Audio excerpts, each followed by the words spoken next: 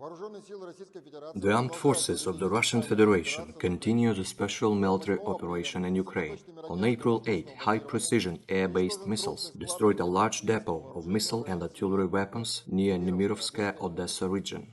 Aviation equipment of the Ukrainian Armed Forces was also destroyed at the Kramatorsk military airfield in Kirovograd region. Operational tactical aviation hit 54 military assets of Ukraine. Among them, 1 command post, 2 fuel depots, 1 field ammunition depot, 2 multiple rocket launchers, as well as 45 strong points and areas of Ukrainian military equipment concentration. Russian air defense means shot down 1 Ukrainian Su-27 aircraft in the air near Novomikhailovka. In total, 126 aircraft, 421 unmanned aerial vehicles, 2,024 tanks and other armored combat vehicles, 225 multiple launch rocket systems, 876 field artillery and mortars, as well as 1,923 units of special military vehicles of the armed forces of Ukraine were destroyed during the operation. Today, the Ukrainian Armed Forces struck Kramatorsk railway station with Tochka-U tactical missile. Tochka-U tactical missile, the wreckage of which was found near Kramatorsk railway station, is only used by the Ukrainian Armed Forces. I would like to point out that the maximum range of Tochka-U missile is 120 kilometers. The warhead weighs 482 kilograms and contains 20 fragmentation warheads, 7.5 kilograms each, forming around 16,000 fragments.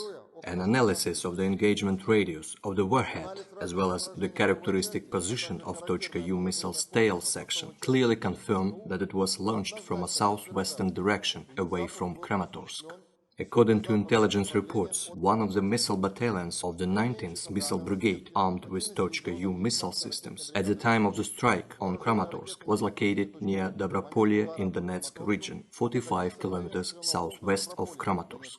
This area is still under the full control of the Ukrainian military grouping of troops in Donbass. I would like to stress that the Ukrainian armed forces still possess a significant arsenal of Tochka-U missiles. Before the start of the special military operation, the Kiev regime had 20 Tochka-U missile systems with 2 launchers each.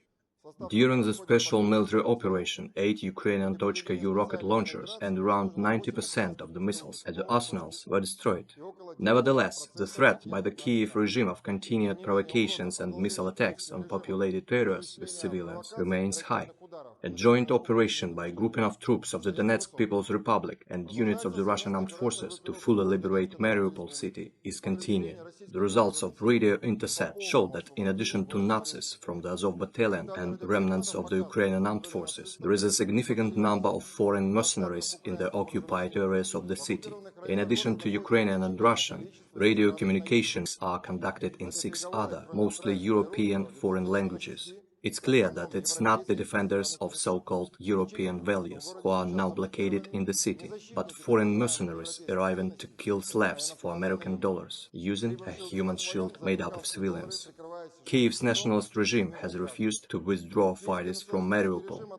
With this in mind, the city will be certainly liberated by the troops of the Donetsk People's Republic and units of the Russian Armed Forces.